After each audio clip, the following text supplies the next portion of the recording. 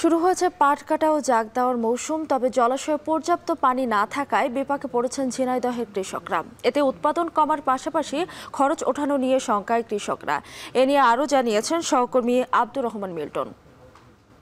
তীব্র খরা ও অনাবৃষ্টির কবলে পড়ে এবার মাথা সোজা করে দাঁড়াতে পারেনি সোনালী আঁশ খ্যাত পাট কাটা ধোয়ার মৌসুমের শুরুতেই কৃষকরা বলছেন এবার বিঘা প্রতি ৩ থেকে ৪ মণ পাট কম হবে। সাধারণত ১ বিঘা জমিতে ১০ থেকে ১৫ মণ পাট হলেও এবার ১০ থেকে ১১ মণ পাট হবে বলে কৃষকরা বলছেন।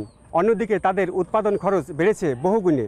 পাট বীজ বপনের পর থেকে সার, সেচ, নিড়ানি সহ অন্যান্য খরচ রয়েছে। এসব খরচ ধরে এবার ২০,০০০ টাকার উপরে বিঘা প্রতি তাদের উৎপাদন খরচ হয়েছে। অন্যান্য বা সাধারণত ১৪-১৫,০০০ টাকা উৎপাদন খরচ হয়। কৃষকরা বলছেন যে জিকে সেচ প্রজেক্টের খাল থেকে অন্যান্য মৌসুমে পানি পেলেও এবার কিন্তু ১ ফোঁটা পানিও তারা সেচ খাল থেকে পাননি। কৃষি সম্প্রসারণ অধিদপ্তরের কর্মকর্তারা আমাদের জানিয়েছেন যে এবার মৌসুমে ২৩,৮০০ হেক্টর জমিতে পাট আবাদের লক্ষ্যমাত্রা থাকলেও আবাদ হয়েছে ২১,৪৪৬ হেক্টর জমিতে, অর্থাৎ প্রায় ২,৫০০ হেক্টর জমিতে এবার পাটের আবাদ কমেছে।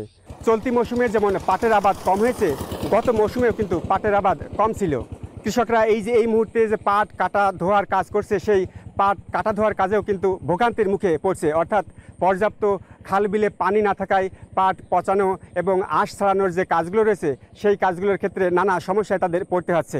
ঝিনাইদহের মাঠে মাঠে কৃষকদের পাট কাটা ধোয়া তাদের উৎপাদন খরচ এবং ফলন বিপর্যয় হতে পারে এমন শঙ্কা নিয়ে এই ছিল আমার কাছে সর্বশেষ খবরাখবর।